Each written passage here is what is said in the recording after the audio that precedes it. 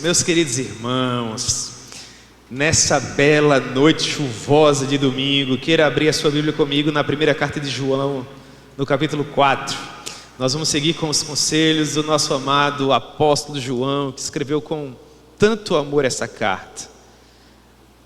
Hoje à noite ele vai nos advertir a respeito do perigo de não discernirmos entre o que é falso e o que é verdadeiro. Nós precisamos ter muito cuidado, porque há muitos falsos mestres, eles estão espalhados pelo mundo e eles procuram nos ludibriar, nos enganar. Portanto, nós precisamos conhecer bem a palavra de Deus para que esses homens não tenham sucesso no seu intento maligno ao tentar nos prejudicar. Mas antes de nós lermos esse texto, eu gostaria de louvar muito a Deus, porque ontem à noite nós tivemos um tempo muito especial aqui. Irmãos, nós tivemos um estudo para os casais da igreja e foi uma época de crescimento na palavra, de louvores ao nosso Deus, de comunhão entre nós. Como foi bom, irmãos? Mas foi maravilhoso. Se você ainda não participou dos nossos estudos para casais, você deve fazer isso. É algo que vai enriquecer o seu relacionamento, vai abençoar a sua família. Eu creio que você vai ser abençoado. No próximo mês, no segundo sábado do mês, nós teremos o terceiro encontro, onde nós vamos falar a respeito da importância do sacrifício de Cristo para o benefício dos nossos relacionamentos, para o benefício das nossas famílias, e você não pode perder. Portanto, já coloca aí na sua agenda, desde já, segundo sábado do mês que vem para a igreja. Considera a possibilidade de trazer um casal amigo para ouvir uma palavra evangelística, para ouvir a respeito do poder da cruz ensanguentada de Cristo Jesus. Nós só seremos felizes, irmãos, em nossos relacionamentos se o Senhor Jesus nos conceder graça, se Ele nos conceder sabedoria, se os nossos relacionamentos estiverem firmados no Senhor. Portanto, nós precisamos, com a ajuda do Senhor, de crescer nesse conhecimento, e você fará um bem imenso à sua alma eterna, vindo participar desses estudos. Portanto, eu quero agradecer a Deus por sua vida, você que veio. Há muitos irmãos que nesse momento nos acompanham pela internet, porque hoje choveu bastante. Eu creio que deve estar chovendo até agora. Há muitos irmãos que de fato têm problemas de locomoção. Se você veio ontem, que Deus te abençoe, que Deus aplique aquela palavra que foi compartilhada no seu coração, para a glória do nome dEle. E no final, irmãos, como de costume, nós tivemos um tempo de comunhão que foi extraordinário, com geleia de jabuticaba. Você nunca comeu geleia de jabuticaba? Aqueles que vieram ontem comeram torta de frango, salgadinhos, bolo de leite, bolo de macaxeira, caldo quente, chocolate quente, café com leite, uma coisa preciosíssima. As irmãs do apoio aqui da igreja tiveram que pedir para os irmãos irem conversar lá na calçada, né? Atenderam direitinho aos conselhos. Eu falei para eles: não saiam não, vamos ficar aqui, vamos conversar, vamos se conhecer, vamos conhecer as demais famílias da igreja. Os irmãos ficaram mesmo e comeram bastante, e as irmãs querendo arrumar a igreja. Pessoal, vamos conversar ali na calçada agora. Já começaram demais aqui. Foi muito bom, estou com o meu coração aqui muito feliz, e há uma santa expectativa em mim a respeito daquilo que Deus vai fazer em nossas famílias através desses cultos, para a glória de Deus, para a glória de Deus, amém? Muito bem, 1 João capítulo 4, a partir do verso 1, a palavra do Senhor nos diz assim: amados, não deis crédito a qualquer espírito, antes provai os espíritos se procedem de Deus, porque muitos falsos profetas têm saído pelo mundo afora, e nisto conheceis o Espírito de Deus. Todo espírito que confessa que Jesus Cristo veio em carne é de Deus, e todo espírito que não confessa Jesus não procede de Deus. Pelo contrário, esse é o espírito do anticristo, a respeito do qual já tendes ouvido que vem e presentemente já está no mundo. Filhinhos, vós sois de Deus e tendes vencido os falsos profetas, porque maior é aquele que está em vós do que aquele que está no mundo. Eles procedem do mundo, por essa razão falam da parte do mundo e o mundo os ouve. Nós somos de Deus, e aquele que conhece a Deus nos ouve. Aquele que não é da parte de Deus não nos ouve. Nisto conhecemos o espírito da verdade e o espírito do erro. Amém? Que Deus proponha a sua palavra ao nosso coração, em nome de Jesus. Vamos orar ao nosso Deus.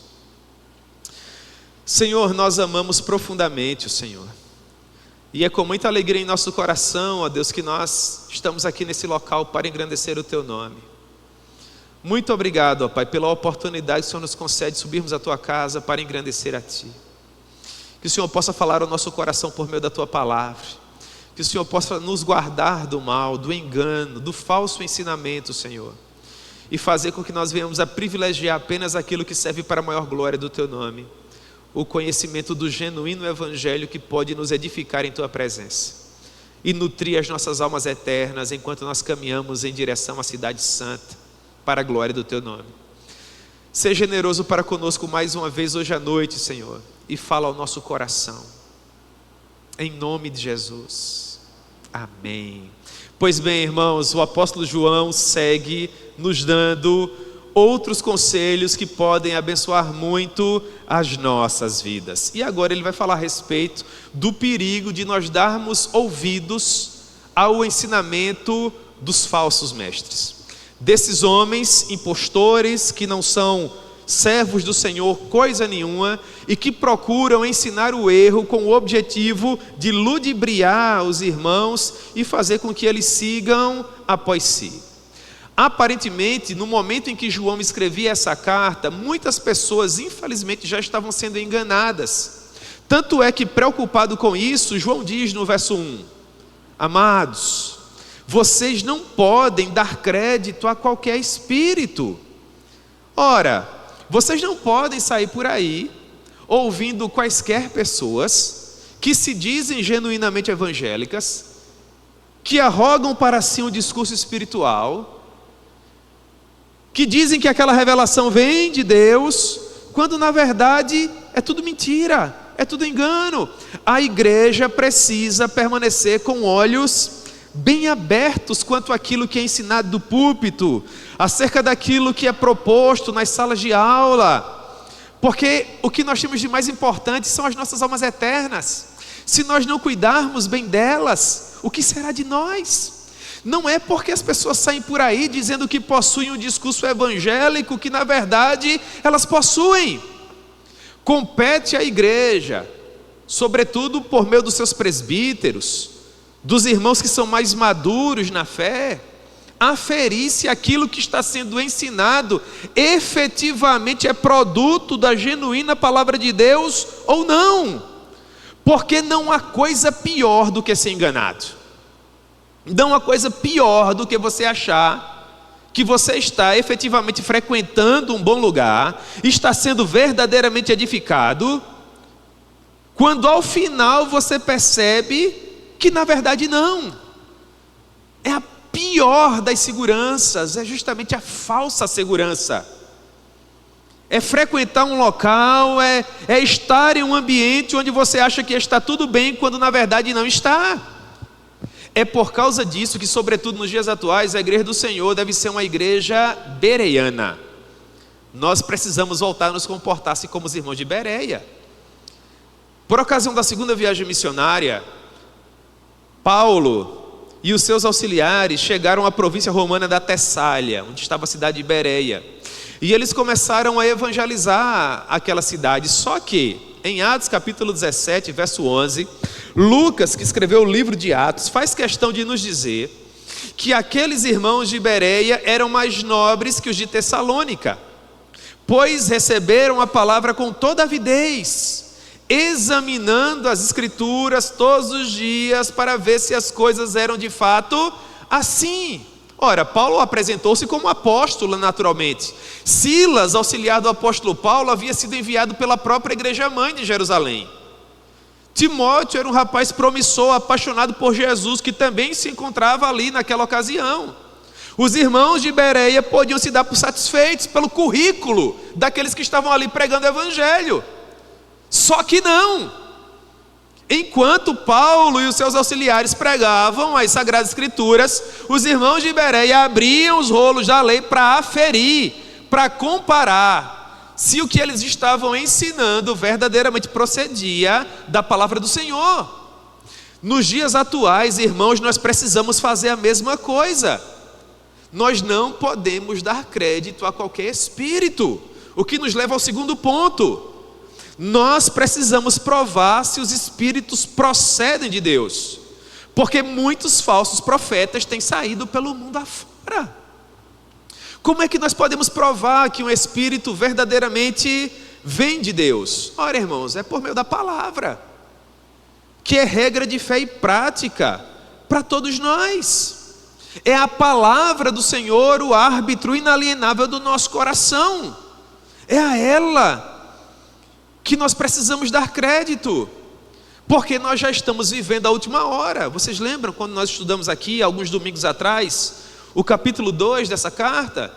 João diz lá no verso 18, 1 João capítulo 2, verso 18, filhinhos, ele escreve sempre de uma maneira muito carinhosa, o senhor de pelo menos 90 anos escrevendo, ele diz: filhinhos, já é a última hora. A última hora é o intervalo de tempo entre a ressurreição do Senhor Jesus e o arrebatamento da igreja. Essa é a última hora. É justamente o período que nós estamos vivendo. João diz: esta é a última hora.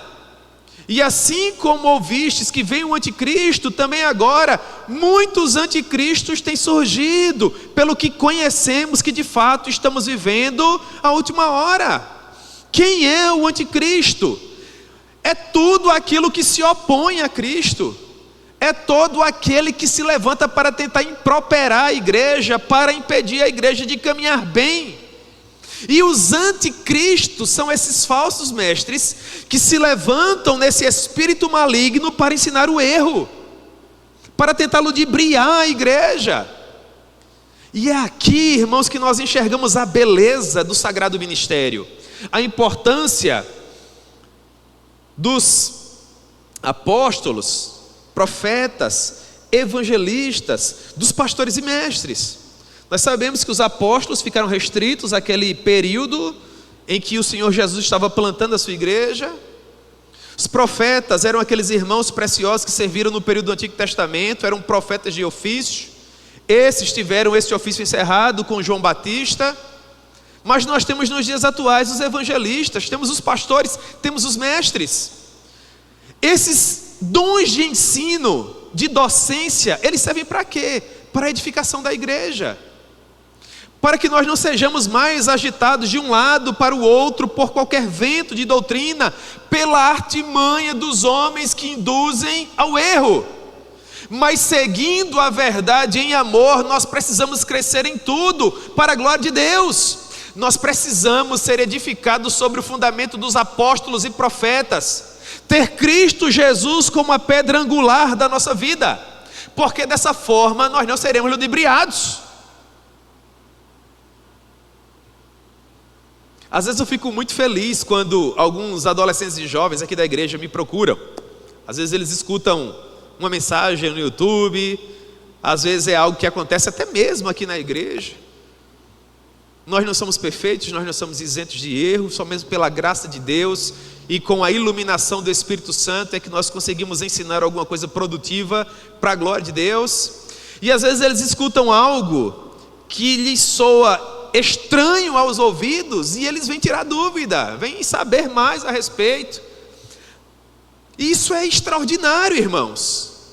Prova que quando nós efetivamente estamos tendo acesso a uma boa doutrina, quando nós estamos tendo acesso ao genuíno evangelho, e algo que não está de acordo com aquilo nos é oferecido, soa estranho aos nossos ouvidos, e nós não aceitamos. E extraordinário é quando você começa a ouvir mensagens expositivas, aí é que você percebe a diferença que o ensino faz.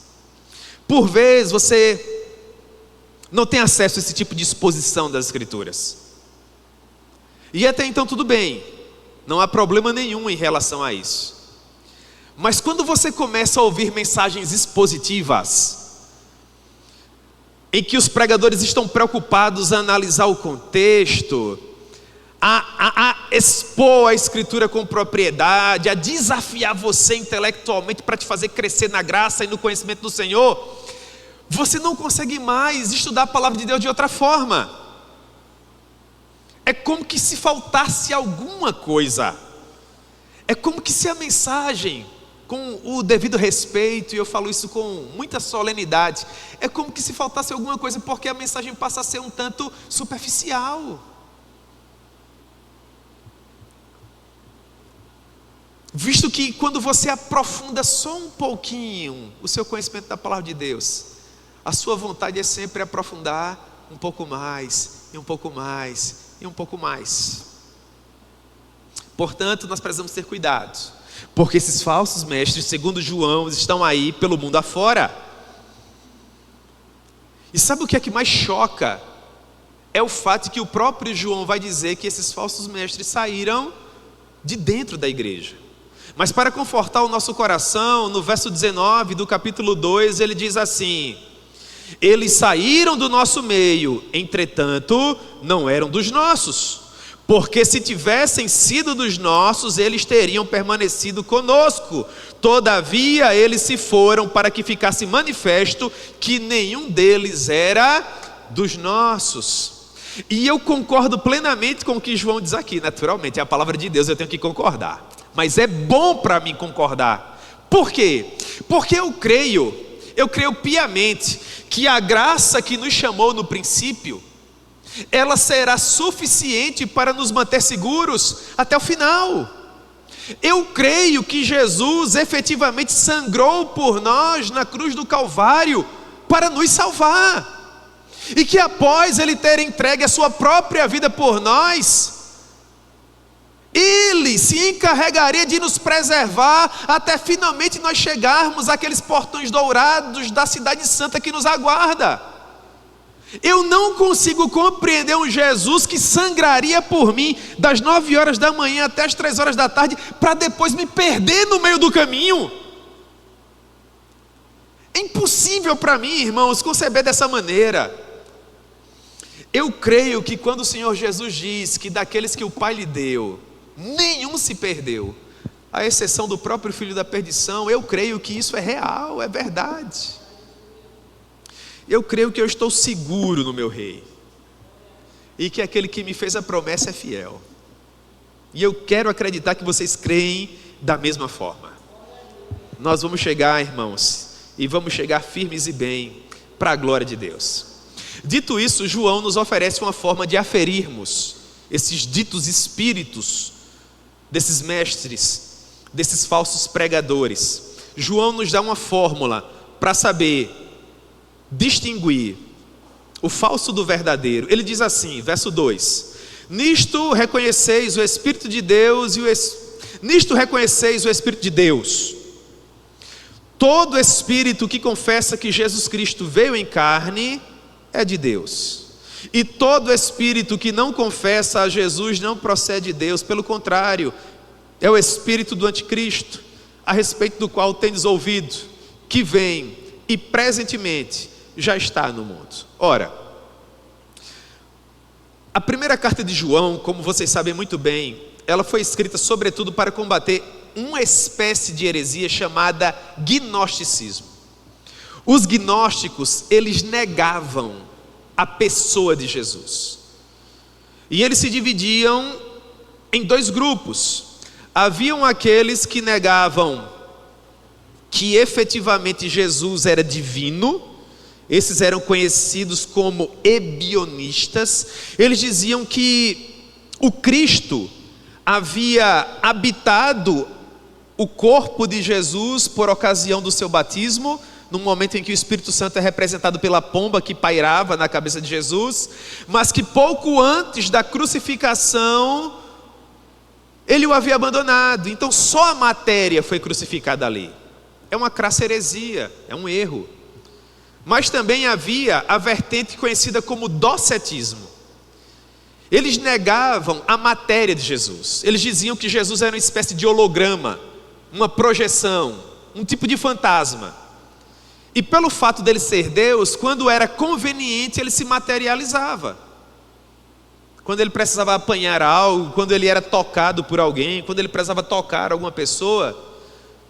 Mas que na verdade ele não passava de um espírito, de um ser imaterial. É uma heresia tamanha.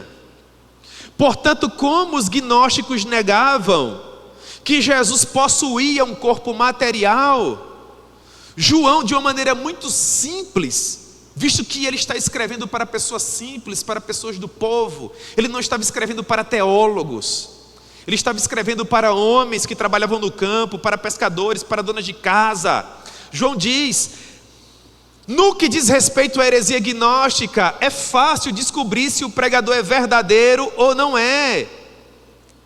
Todo pregador que confessa que Jesus Cristo veio em carne, que ele era um ser humano, à semelhança de todos nós que estamos aqui, estes estão falando a verdade. E vocês precisam dar ouvidos a ele.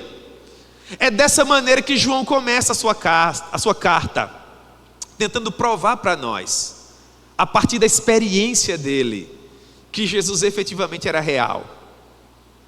Foi o nosso primeiro estudo aqui, primeira mensagem, Evangelho de João, capítulo 1, verso 1. É inclusive a minha passagem favorita dessa carta, quando João diz assim: o que era desde o princípio, o que temos ouvido, o que temos visto com os nossos próprios olhos, o que contemplamos e as nossas mãos apalparam, com respeito o verbo da vida. Verso 3: o que temos visto e ouvido, anunciamos também a vós outros, para que vós igualmente mantenhais comunhão conosco. Ora, a nossa comunhão é com o Pai e com o seu Filho, Jesus Cristo. João está dizendo: irmãos, a vida se manifestou, e nós a temos visto, e delas damos testemunho. De modo que ele começa a usar os seus sentidos para dizer: aquilo que eu ouvi, que os meus olhos contemplaram, aquele que eu pude tocar. Ele reclinava a cabeça no colo de Jesus. É real. Ele era um ser humano, sujeito às mesmas paixões que todos nós, contudo, sem pecado. E vocês precisam acreditar dessa maneira, porque aquilo que não pode ser assumido, não pode ser redimido, é uma fórmula de Atanásio, que lutava contra os hereges arianos, que negavam a divindade de Jesus. Então Atanásio dizia: se Jesus não assumiu um corpo humano, ele não pode redimir seres humanos, porque ele precisava sangrar por nós na cruz do Calvário. E uma projeção não sangra, um fantasma não sangra, só um ser humano sangra. E Jesus era um ser humano, ao tempo em que também era o perfeito Deus Todo-Poderoso. Em segundo lugar, e todo espírito que não confessa a Jesus não procede de Deus. Pelo contrário, esse é o espírito do anticristo, a respeito do qual tendes ouvido que vem e presentemente já está no mundo. Todo aquele que vem tentando descobrir a roda, inventar uma nova doutrina, ensinar algo que não está de acordo com a palavra de Deus, esse não possui o Espírito de Deus. E nós precisamos ter cuidado, irmãos, para nós não desperdiçarmos essa única oportunidade que temos de fazer a nossa vida valer a pena. Há muitos indícios de quando as pessoas tentam nos enganar. Elas tentam bloquear o nosso conhecimento, tentam nos impedir de ler a palavra de Deus para termos a nossa própria experiência. Elas tentam nos impedir de comprarmos bons livros, escritos pelos nossos irmãos que estudaram um pouco mais que nós e que podem nos ajudar. Elas tentam nos impedir de termos comunhão com outras igrejas genuinamente evangélicas. Tentam nos impedir de frequentarmos congressos, tentam nos impedir de frequentarmos bons eventos cristãos, porque sabem que o conhecimento é libertador. Agora, quando a pessoa quer abençoar a sua vida, ela tem prazer em fazer com que você tenha comunhão com outros irmãos.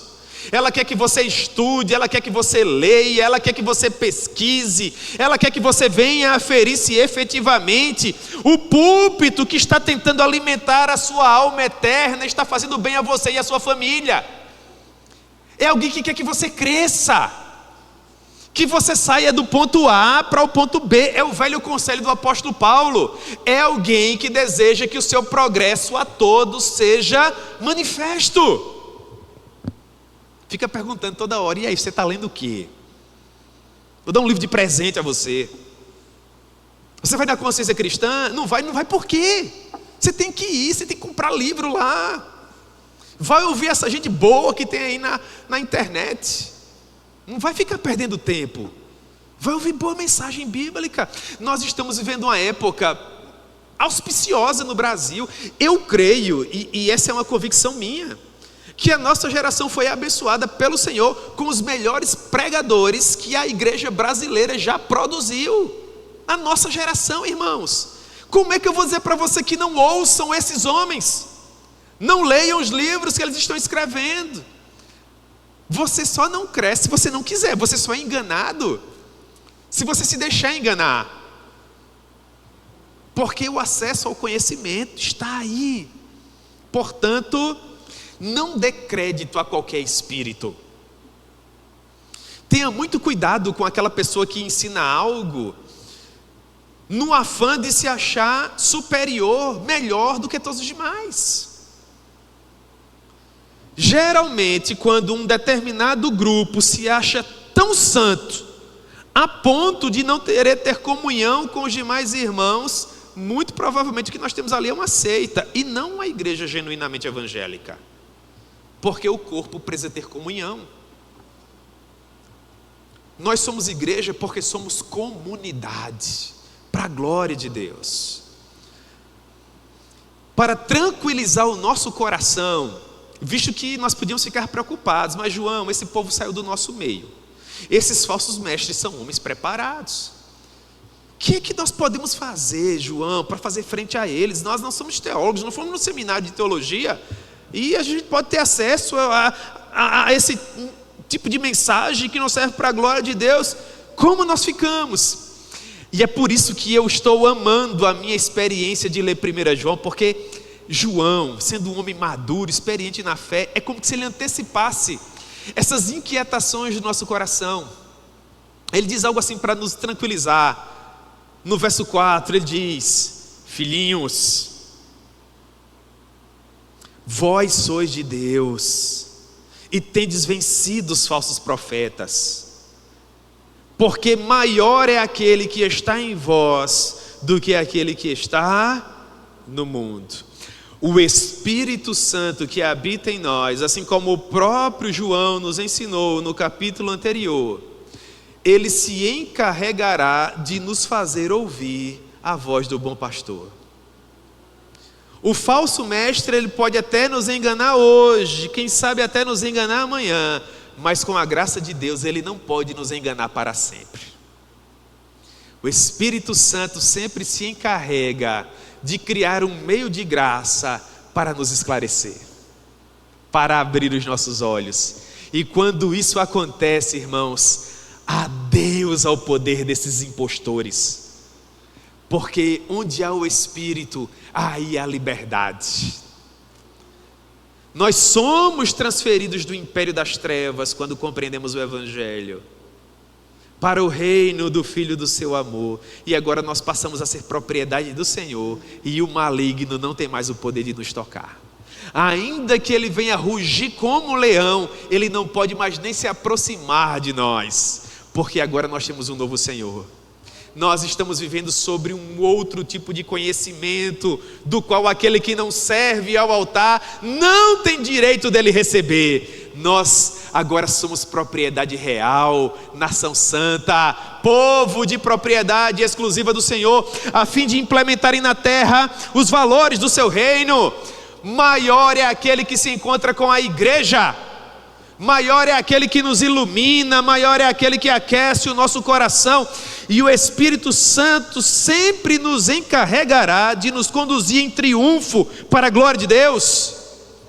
Não há dúvida quanto a isso, está lá no Salmo 23, certamente a bondade e a misericórdia nos acompanharão todos os dias, e nós habitaremos no redil do impostor, é isso que está escrito. E nós habitaremos lá onde há heresia, nós habitaremos na seita? Não. e nós habitaremos na casa do Senhor para todo o sempre. E esse Espírito Santo nos protege. Então João caminha para terminar os seus conselhos nessa sessão, e no final do verso 6 ele diz assim: nisto conhecemos, ou melhor, nisto reconhecemos o Espírito da verdade e o Espírito do erro. Como João, verso 5, ele diz: quem procede do mundo dá ouvidos àquele que fala no espírito do mundo. Verso 6, a porção inicial: quem é de Deus, pelo contrário, ouve a voz de Deus. Meus irmãos, aqui há um detalhe muito interessante. Esse mesmo João, no capítulo 10 do seu evangelho, vai dizer que há dois tipos de pastores: há o mercenário, o impostor, e há o bom pastor. Segundo o evangelho de João capítulo 10, a quem é que as ovelhas ouvem? Ao bom pastor. O impostor, ele vai permanecer falando. Ele não falou apenas na época de João, quando ele escreveu o evangelho e essa carta. Ele não falou apenas nos séculos que nos antecederam. Os impostores, eles estão falando agora, eles estão em todo lugar. O espírito do anticristo está por aí, irmãos. Sabe quantas vezes a ovelha genuína, a que efetivamente foi comprada pelo sangue precioso de Jesus, vai dar ouvidos? Nenhuma vez.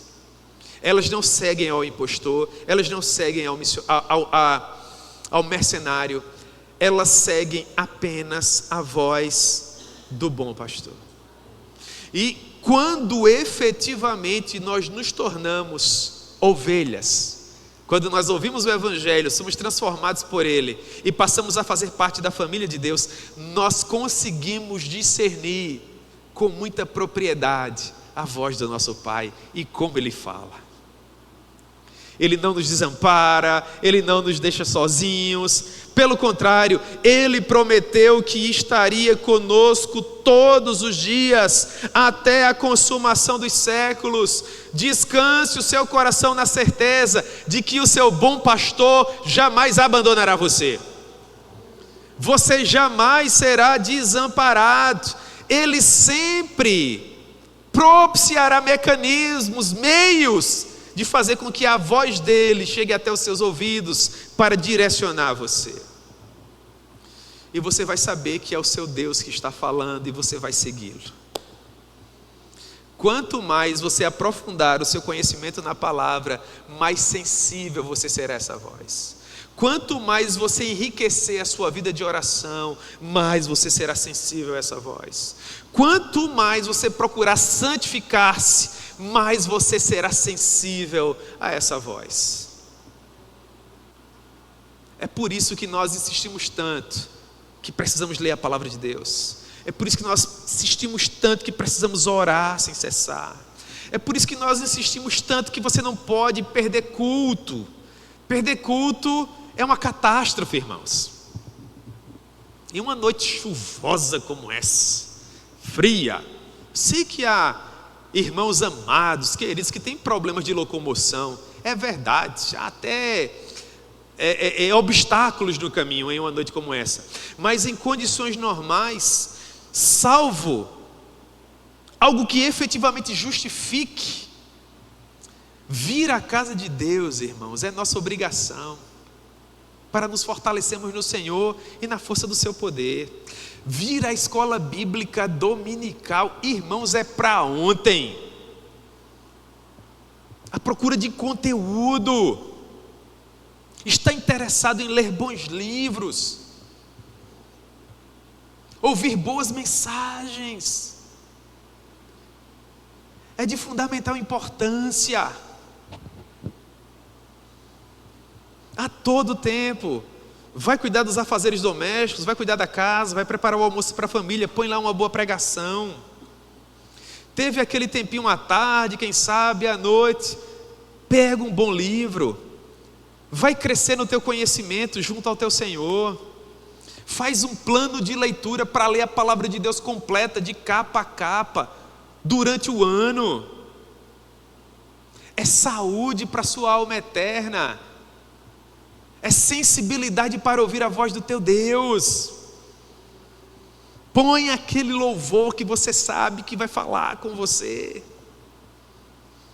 Essa semana, se fosse a época que a gente ainda usava LP ou CD, os adolescentes não sabem o que é LP. Talvez saibam o que é CD. Era algo que girava e saía a música. Mas se fosse nessa época, eu tinha furado essa semana o CD. De tanto que eu vi um único louvor. E aí, eu inevitavelmente coloco Raíssa, coloco os meus filhos para ouvir também, porque eu estou ouvindo, aí todo mundo tem que ouvir, eu ouço alto. E eu tenho uma espécie de hiperfoco. Eu não sou superdotado, eu gostaria muito, mas não sou. Mas quando algo fala ao meu coração, eu fico naquilo ali por muito tempo. E essa semana eu ficava idealizando as discípulas que serviam a Jesus, servindo ao mestre e cantando essa música que falava ao meu coração, e eu não conseguia parar de ouvir. Eu ficava imaginando Joana, Maria Madalena, Susana, Salomé, todas essas discípulas, grandes mulheres de Deus, e aquelas que não foram nem mencionadas pelo nome, repetindo aquela canção. Porque esse final de semana, de uma maneira peculiar, eu falei em alguns eventos para as mulheres, e a música ficava tocando na minha mente o tempo todo. E como eu fui abençoado com isso, irmãos. Eu gostaria de sugerir isso a você. Aprofunde esse conhecimento. Compre bons livros. E o Espírito Santo vai se encarregar de blindar o seu coração contra o erro. E você vai crescer na graça e no conhecimento do Senhor, para que você consiga ouvir melhor a voz do seu Deus. Quando o impostor falar, você, opa, isso aqui soa muito estranho. O meu Senhor não falaria comigo dessa forma. Ele não me pede esse tipo de coisa. Ele não tem interesse nessas questões. Eu o conheço. Não é a voz dele. Ora, irmãos, se nós conhecemos a voz de quem nós amamos, como é que nós não vamos conhecer a voz do nosso Deus? É claro que nós conheceremos. E é por isso que eu reitero, essa carta tem falado demais ao meu coração, porque 1 João fala profundo ao tempo em que, por meio de conselhos muito simples. E eu creio que, mais do que nunca, a igreja precisa voltar à época da simplicidade. Simplicidade. Hoje pela manhã, eu fui pregar em um lugar, mas como eu fui abençoado. Meu Deus, eu conheci a mãe de Otoniel. 72 anos. Aí ela falou para mim assim: você é o pastor James? Eu falei: sou. Ela: o meu filho congrega com você. Aí eu: quem é? Ela falou: é o diácono Otoniel. Parecia que o Otoniel tinha uns 5 ou 6 anos. De tanto orgulho que ela falava: é o meu menino, Otoniel. Aí eu: a senhora é tão jovem. Ela falou assim: 72 anos. Ah, que bênção, muito simpática a mãe do diácono Otoniel. E ela tem muito orgulho dele. Eu falei: o seu filho é muito querido, viu? Lá na igreja é um homem de Deus. E os seus netos também, a sua família inteira. E nós conversamos um pouco lá. E é interessante que chegava outra senhora e fazia: e eu tenho 96. Aí outra falava assim: e eu tenho 80 e alguma coisa, não era, Raíssa? Aí veio algumas assim, não é? E por que é que elas estão fazendo isso, irmãos? Porque elas são de uma época em que servir a Jesus era algo muito simples. E você chega e conversa a verdade do seu coração, o deleite que você tem no Senhor. Você não precisa falar dessas grandezas teológicas que às vezes os teólogos têm acesso. O evangelho é muito simples, nós é que às vezes dificultamos demais. João dizendo: guarda o teu coração, não se preocupe, maior é quem está com você. Quando você ouvir a voz do seu Deus, você vai saber que é Ele que está falando. E a gente não precisa dificultar, irmãos, basta dizer assim: amém, eu creio, é dessa forma, amém, irmãos, glória a Deus. E eu voltava desse culto tão precioso, meu Deus, hoje de manhã foi muito especial.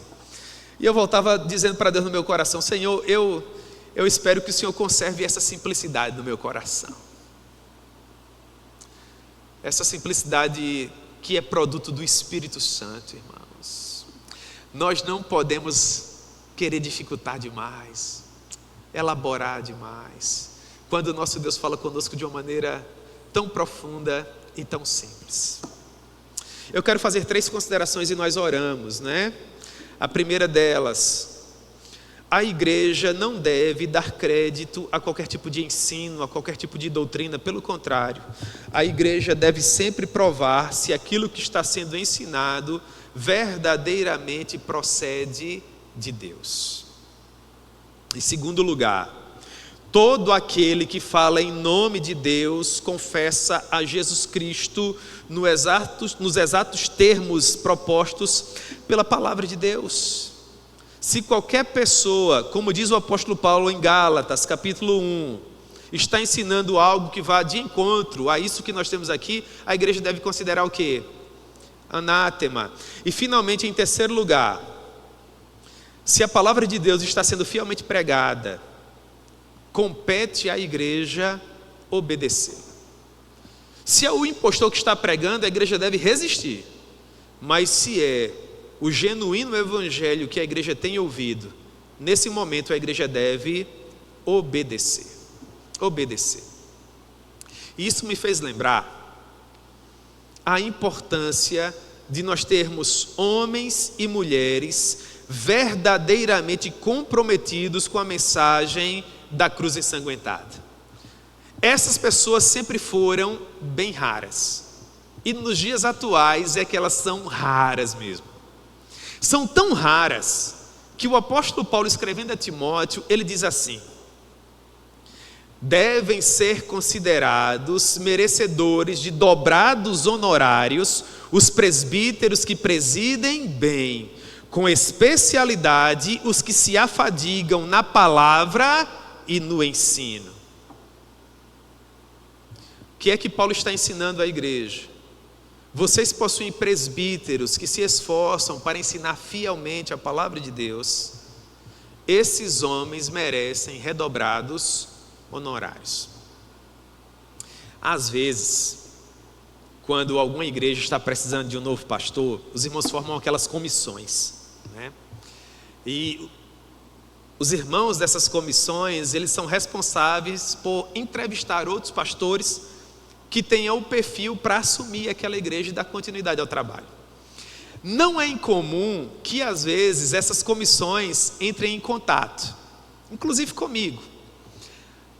E é bem interessante que geralmente é da mesma forma. Eles têm uma listinha, sabe, irmãos? Ah, pastor, olha, a nossa igreja nesse momento se encontra sem pastor e nós estamos aqui fazendo uma pesquisa para saber de novos pastores que se candidatem para nos pastorear. Glória a Deus. E nós temos aqui uma lista com alguns pré-requisitos, né? Ah, pastor, a gente quer um pastor que pregue bem, que ensine bem, que seja isso, e seja aquilo, e seja aquilo. Quando termina a lista, aí eles perguntam assim: e aí, pastor, o senhor conhece? Eu falo assim: conheço. O senhor pode indicar? Posso. Mas eu quero fazer uma pergunta para vocês. Eles: pois não, pastor. Os irmãos conseguem bancar? Ah, pastor, como assim? Ah, irmão, vocês acham que um pastor assim vai cair da árvore, é? Ele vai fazer assim, ele vai aparecer? Um pastor que tem todas essas qualidades, vocês acham que ele está sem igreja? Ele está na maior igreja das maiores cidades. Vocês vão fazer uma proposta para esse homem aí, tem que no mínimo ser pelo menos igual àquilo que ele já tem onde ele está. Sim ou não, irmãos? A menos que Deus fale no coração desse homem e diga assim: ó, vai lá, com bem menos estrutura, recebendo bem menos, tira os teus filhos da escola, tira a tua esposa do emprego e vai lá. E lá eu vou ser contigo. Mas caso Deus não faça um milagre como esse, Deus tem o poder de ainda fazer esse tipo de milagre, porque o vocacionado não é mercenário, é homem de Deus, ele vai até sem ganhar nada, mas em condições normais, como qualquer ser humano, ele vai ponderar: rapaz, aqui eu estou dessa forma, para vir para aqui, eu tenho que pelo menos vir um pouquinho melhor, porque eu tenho meus próprios compromissos. Dito isso, né, nós voltamos para o conselho do apóstolo Paulo aqui. Sobretudo em uma época onde o espírito do anticristo tem atuado com tanta força. Os presbíteros que presidem bem devem ser considerados dignos de redobrados honorários. Porque o que infelizmente o que nós mais temos visto, irmãos, é um presbítero para 3, 4, 5 igrejas, né? Porque infelizmente a escassez de fato está muito grande e nós temos tido um déficit vocacional, sobretudo nessa época, gigantesco. Infelizmente os nossos seminários estão vazios e nós precisamos orar para que o Senhor da Seara mande trabalhadores para a sua seara. Amém.